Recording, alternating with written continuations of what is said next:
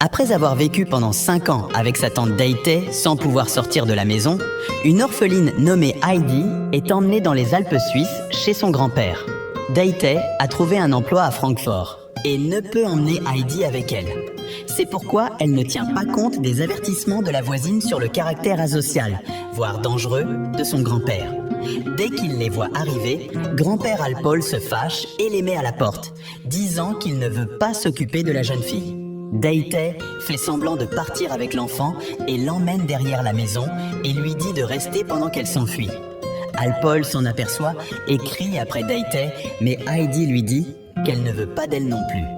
Refusant d'accepter cette fille dans sa vie, Alpol entre dans sa maison et la laisse dehors. Ce soir-là, Heidi a dormi dans la chèvrerie avec les chèvres. Le lendemain matin, Alpol lui donne du lait de chèvre en guise de petit déjeuner, puis l'emmène à l'église. Le prêtre examine attentivement Heidi et constate qu'elle est forte et en bonne santé. Il pense qu'il est du devoir d'Alpol de prendre soin de sa petite fille. Mais comme grand-père ne changera pas d'avis, le prêtre dit qu'il ira à Mayenfeld dans 3 jours et qu'il pourra emmener Heidi avec lui pour voir si un fermier a besoin d'elle. De retour à la maison, Heidi se demande si elle doit à nouveau dormir dans la grange. Et Alpol lui dit qu'elle peut dormir où elle veut. Comme Alpol n'a qu'un lit et une chaise, Heidi cherche un autre endroit et trouve un grenier plein de foin. Après avoir décidé que ce serait sa chambre, Heidi dit à Alpol qu'elle préférerait ne pas partir, mais elle n'obtient pas de réponse. Le lendemain, Peter, le gardien du troupeau de chèvres, vient chercher les chèvres d'Alpol qui lui demandent d'emmener Heidi avec lui pour la journée et peut-être même de lui apprendre comment on fait les choses à la campagne. Heidi est heureuse de partir avec Peter et de passer la journée à courir avec les chèvres, appréciant beaucoup plus cela que de rester à la maison toute la journée comme sa tante avait l'habitude de le faire. Pendant qu'Heidi s'amuse, Peter prend une bouchée de son repas, puis blâme les chèvres lorsque Heidi s'en aperçoit. Soudain, 2 chèvres commencent à se battre et Peter les frappe avec un bâton pour les faire cesser. Heidi désapprouve vivement ce geste et, après l'avoir fait cesser, elle lui propose un marché. S'il ne frappe plus jamais une chèvre, elle lui donnera chaque jour la moitié de sa nourriture. Peter accepte volontiers, mais lui demande de lui promettre de ne rien dire à Alpol, car les gens disent qu'il a tué quelqu'un dans le passé. Lorsque Heidi rentre à la maison, elle se montre maladroite avec son grand-père et dit qu'elle dormira dans la grange, si bien qu'Alpol devine rapidement qu'elle a entendu les rumeurs. Il demande à Heidi ce qu'elle croit le plus, les rumeurs ou ses propres yeux et oreilles. Heidi choisit son propre jugement et embrasse Alpol avant d'aller dormir dans le grenier. Le lendemain, tandis que Heidi continue à s'amuser et à nouer des liens avec Peter, Alpol fait un peu de menuiserie pour montrer à sa petite fille à quel point il est touché par son affection. Lorsque Heidi rentre à la maison, elle a la surprise de trouver une 2e chaise à la table et une nouvelle fantastique. Alpol va lui permettre de rester pour de bon.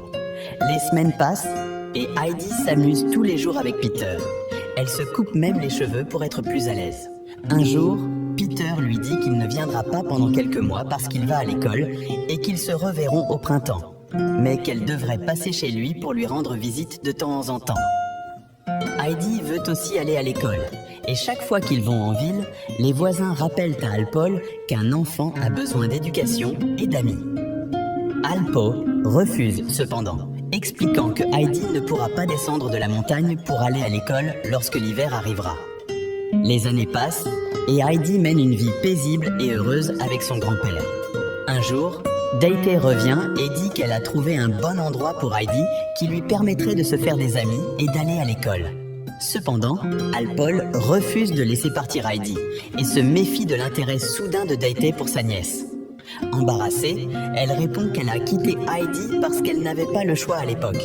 Elle discute avec Alpol, mais ne parvient pas à le faire changer d'avis.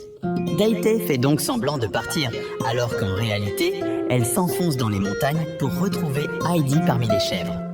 Elle lui propose à nouveau de partir. Et lorsque Heidi répond qu'elle veut rester, Daythe lui dit qu'Alpol veut aussi qu'elle parte parce qu'il veut ce qu'il y a de mieux pour elle. Bouleversée, Heidi laisse Daythe l'emmener sous les yeux de Peter. Lorsque ce dernier ramène les chèvres à Alpol, grand-père remarque que Heidi n'est plus là et devine rapidement ce qui s'est passé. Alors, il court jusqu'à la ville. Mais quand il arrive, il est trop tard, Day-Tay est déjà parti avec Heidi. Et les voisins se moquent d'Alpol. À Francfort, Heidi est emmenée au manoir Sisman, où elle fait la connaissance du majordome Sébastien, de la servante Tinette et surtout de la gouvernante Rottenmeier.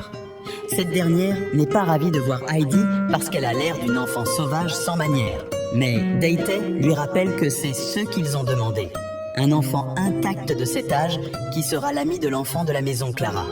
Day-Tay exige sa compensation pour le deal et s'en va. Heidi rencontre Clara, qui ne peut pas marcher et se déplace en fauteuil roulant. Les deux filles s'entendent immédiatement, et lorsque Heidi pousse accidentellement la chaise de Clara contre la table, Clara ment pour la protéger, et dit à Rottenmeier que c'est de sa faute. Heidi a beaucoup à apprendre pour être acceptée comme l'amie de Clara. Elle la lave, lui donne une robe et des bottes, lui apprennent les bonnes manières à table et lui interdisent de courir dans la maison ou d'être bruyante. Heidi doit également suivre des cours avec Clara et choque tout le monde lorsqu'elle avoue qu'elle ne sait pas lire. Rottenmeier veut se débarrasser d'elle, mais elle ne peut le faire avant que le père de Clara ne revienne de son voyage. En attendant, l'instituteur doit apprendre à lire à Heidi tout en suivant les cours de Clara. Heidi s'adapte rapidement aux règles de la maison, mais elle ne change pas complètement et conserve la plupart de ses particularités. Elle préfère toujours la nature à la maison et rêve de la montagne toutes les nuits. Et chaque fois qu'elle le peut, elle cache des petits pains dans ses poches. Clara et elle deviennent très proches. Ce lien incite Clara à raconter ce qui lui est arrivé après la mort de sa mère. Elle est tombée si malade qu'elle a perdu la capacité de marcher. Avant l'arrivée de Heidi, elle se sentait seule et en cage dans cette maison parce que son père était toujours en voyage d'affaires. Un après-midi, Heidi refuse de faire la sieste quotidienne et demande à Sébastien d'ouvrir une fenêtre pour elle. Malheureusement, elle n'arrive toujours pas à voir les montagnes. Sébastien lui explique que pour voir les montagnes d'ici, elle doit monter dans la plus haute tour de la ville.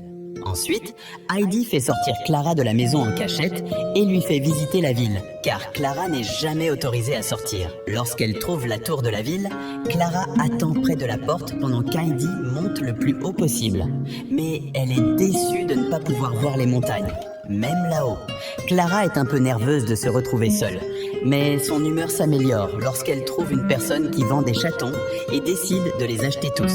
De retour à la maison, Rottenmeier panique en ne trouvant pas les filles et envoie tous les domestiques à leur recherche.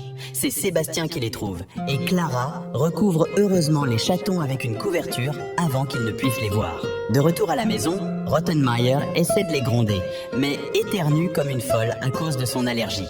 Le chat saute des genoux de Clara, effrayant Rottenmeier, et grimpe sur les meubles, ce qui fait rire tout le monde. Plus tard, au dîner, en guise de punition, Heidi n'est pas autorisée à manger, mais doit se tenir dans un coin de la pièce, face au mur, pendant tout le repas. Rottenmeier promet que la prochaine fois, elle l'enverra à la cave avec les rats. Après le repas, elle ramasse tous les petits pains qu'elle a mis de côté et tente de partir. Rottenmeier l'en empêche, lui rappelant qu'elle a de la chance de recevoir des vêtements chics et une bonne éducation. Mais ce qui met vraiment Heidi mal à l'aise, c'est de voir Clara se précipiter dans sa chambre en pleurant de déception. Depuis ce jour, Clara ne veut plus sortir de sa chambre. Tanette explique qu'elle est malade et en rend Heidi responsable. Se sentant encore plus mal, Heidi rend visite à Clara une fois que son médecin lui a dit qu'elle se sentait mieux et la rassure en lui disant que ce n'est pas parce qu'elle la déteste qu'elle veut partir. Clara comprend, mais ne veut toujours pas qu'Heidi parte car elle est tout ce qu'elle a. Avec Heidi à ses côtés, Clara recommence à sortir de sa chambre et à suivre des cours. Quelques jours plus tard, Monsieur Sisman, le père de Clara, rentre enfin à la maison, accompagné de sa grand-mère, que Rottenmeier n'est pas content de voir. Clara est très enthousiaste à l'idée de retrouver sa famille. Et les deux Sisman sont heureux de rencontrer enfin Heidi. Monsieur Sisman, en particulier, est très satisfait de l'amélioration de l'apparence de Clara grâce à son idée de lui trouver une amie. Mais Rottenmeier tente de le faire changer d'avis en lui expliquant que Heidi continue d'être une sauvage et qu'elle n'apprendra jamais à lire. Plus tard dans la soirée, grand-mère Sisman lit à Heidi une histoire pour l'endormir, mais ne la termine pas parce qu'elle veut que ce soit Heidi qui le fasse. Heidi avoue qu'elle ne sait pas lire parce que Peter a dit que cela ne servait à rien. Grand-mère lui rappelle alors qu'elle ne doit pas se fier à tout ce qu'elle Monsieur Sisman refuse de laisser partir Heidi parce qu'elle rend Clara heureuse. Mais grand-mère Sisman lui fait remarquer qu'il veut qu'elle reste parce qu'elle lui permet de se sentir moins coupable de laisser Clara seule tout le temps. Les choses ne s'arrangent pas lorsque d'étranges bruits commencent à résonner dans la maison chaque nuit.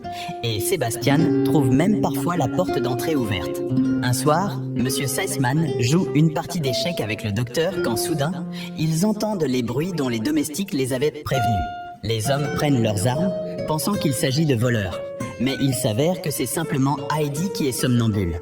Elle descend chaque nuit, ouvre la porte et regarde au loin avant de retourner dans sa chambre et de s'allonger au bout du lit.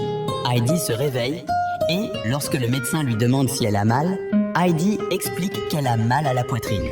Le médecin discute ensuite en privé avec Monsieur Sisman pour lui expliquer que Heidi a le mal du pays et qu'il faut donc la renvoyer chez elle.